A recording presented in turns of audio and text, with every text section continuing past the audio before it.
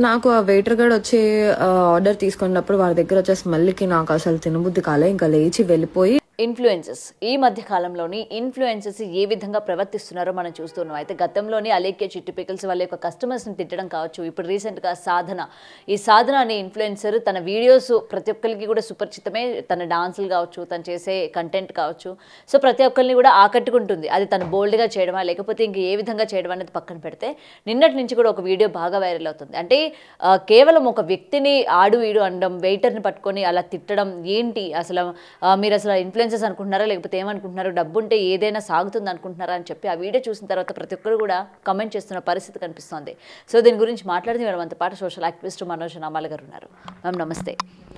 So ముఖ్యంగా influencers ఈ విధంగా మాట్లాడడం కావచ్చు, ఆ అమ్మాయి పర్టికులర్గా వెయిటర్ని సంబోధిస్తూ ఎటువంటి రెస్పెక్ట్ లేకుండా అక్కడ స్మెల్ వస్తుందని చెప్పింది.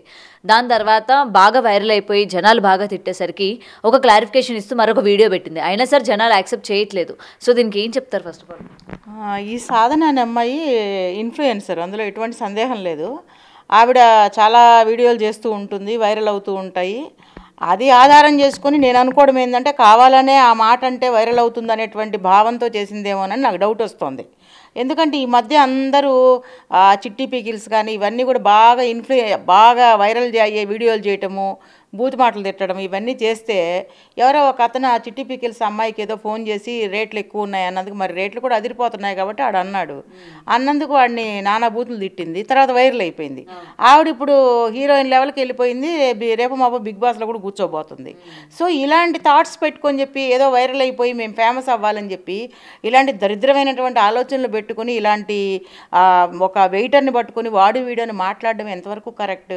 నేను అనుకుంటున్నాను కేవలం ఫేమస్ అయిపోయి బిగ్ బాస్కి వెళ్ళి ఏదో అక్కడ వెలగబెడదామనేటువంటి ఉద్దేశం తప్ప ఈ ఇన్ఫ్లుయెన్సర్ ఈ సాధన అసలు మాట్లాడేదేదో ముందే చెప్పొచ్చు కదా. తాగుతున్నాడంటే అలాంటి వాళ్ళని రెస్టారెంట్ వాళ్ళు ఎలా పెట్టుకుంటారు? వాళ్ళు ఇష్టం పెట్టుకున్నారు, వచ్చేవాళ్ళు వస్తున్నారు, తినేవాళ్ళు తింటున్నారు. ఈవే అంటుంది అక్కడ ఎవరు లేరు, మేనేజర్ లేరు అన్నప్పుడు నువ్వెందుకు వెళ్ళి ఆర్డర్ చేసుకున్నావు? అలాంటి వాతావరణంలో నీకు ఇష్టం లేదు, ఆడ తాగాడు అనుకోండి, అక్కడ మేనేజర్కి ఎవరికో ఫోన్ చేసి, ఫోన్ నెంబర్లు ఉంటాయి కదా ప్రతి ఒక్కళ్ళకి, అంత ఫోన్ నెంబర్ లేకుండా అంత అనామకంగా హోటల్స్ ఏమి ఉండవు. ఎవరో ఒకళ్ళు ఉంటారు, మేనేజర్ లేకపోతే ఇంకొక అసిస్టెంట్ మేనేజరో ఇంక డిప్యూటీ మేనేజర్ ఎవరో ఒకళ్ళు ఉంటారు కదా. వాళ్ళకి నువ్వు చెప్పుండొచ్చు, సార్ ఇట్లా నాకు ఇన్కన్వీనియంట్గా ఉంది, మీ రెస్టారెంట్లు ఇలా మెయింటైన్ చేయడం కరెక్ట్ కాదు, పబ్లిక్ ఇబ్బందిగా ఉంటుంది మరి నాలాంటి వాళ్ళు వచ్చినప్పుడు. ఎందుకంటే ఈవిడ సోఫిస్టికేటెడ్ ఉమెన్ కదా, పెర్ఫ్యూమ్స్ అన్నీ వేసుకొని వెళ్తుంది.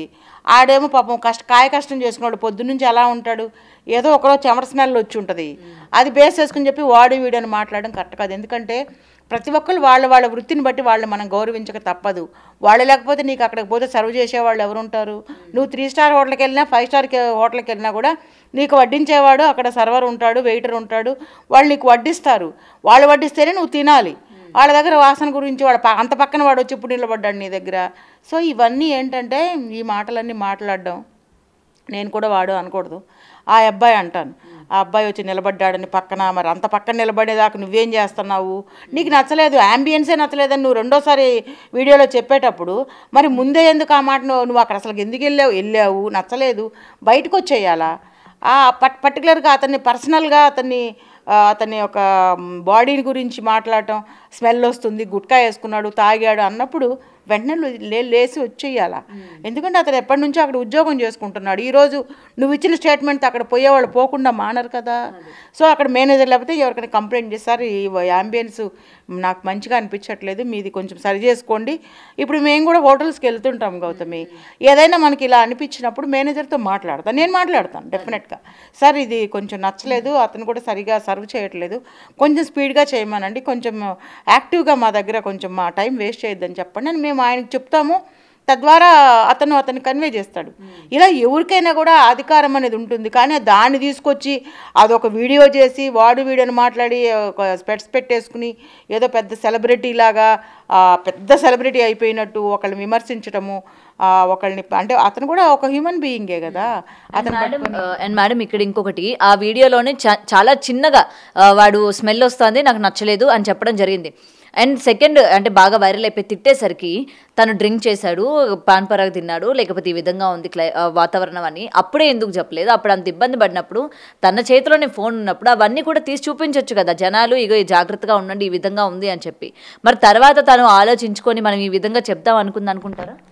అలాంటివన్నీ కూడానమ్మా ఇప్పుడు మనం చాలా చోట్లకి వెళ్తూ ఉంటాం గౌతమి, హోటల్కి వెళ్తున్నాం, దాన్ని తీసుకొచ్చి పబ్లిక్లో పెట్టడం అనేది ఎంతవరకు కరెక్ట్? ఏదైనా ఉంటే అక్కడ చెప్పాలి, అక్కడ మాట్లాడాలి, ఆ అబ్బాయిని కూడా విమర్శించవచ్చు, బాబు నువ్వు ఇలా డ్రింక్ చేసి సర్వ్ చేయడం కరెక్ట్ కాదు, పబ్లిక్కి చాలా ఇన్కన్వీనియంట్ ఉంటుందని చెప్పి నువ్వు అక్కడే ఒక దాన్ని ఏమంటారు ఫీడ్బ్యాక్ రాసేసి నువ్వు రివ్యూస్లో కూడా పెట్టుకోవచ్చు. అలా వాళ్ళకి సంబంధించిన ఒక సైట్ ఉంటుంది, దాంట్లోకి వెళ్ళి నువ్వు చెప్పొచ్చు. కానీ ఈరోజు మళ్ళీ మాడిఫికేషన్లోకి వెళ్ళిపోయి నేను ఇలా అన్నాను, అది బాగా వైరల్ అయింది అంటే వైరల్ అవ్వడానికే నువ్వు ఆ మాట అన్నట్టుంది. కానీ నిజంగా నువ్వు బాధితురాలు అంటే అతను ద్వారా నువ్వు ఆ స్మెల్ భరించలేనంతగా నీకేం అనిపించి ఉంటుందని నేను అనుకోవడం లేదు.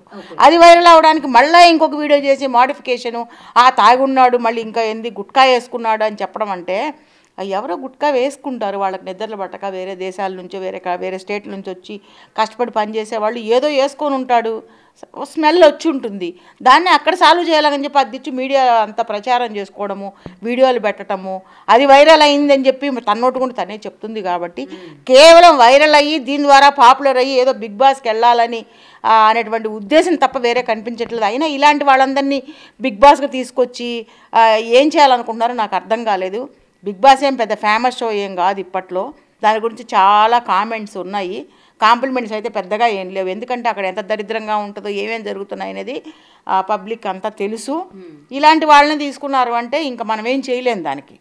అండ్ బిగ్ బాస్ ముఖ్యంగా అందరూ టార్గెట్ కూడా ఇదే మనకి బిగ్ బాస్కి వెళ్ళడానికి. ఎందుకంటే గతంలో హలీకే చిట్టి పికిల్స్, ఇప్పుడు మనకి బిగ్ బాస్ ఈ సీజన్లోని ఆమె ఉండబోతుందని చెప్పి ఆల్రెడీ నేమ్ అయితే వినిపిస్తుంది.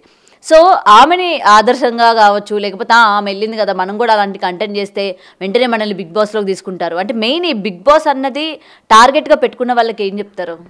అదేం చెప్తున్నాను కదా, ఏదో అంటారు కదా, అంతా దరిద్రంలోకే వెళ్ళాలనుకుంటున్నారు. కాబట్టి అలాంటి ఉద్దేశంతోనే ఎక్స్పోజింగ్ వీడియోలు చేయడము, తాను పబ్లిక్ చేసుకోవడము, అంటే ఏ రకంగా కూడా ఒక పెర్ఫార్మెన్స్ ఓరియంటెడ్గా చేసి పబ్లిక్లో ఒక మంచి పేరు తెచ్చుకుందాం అనేటువంటి ఉద్దేశం లేదు.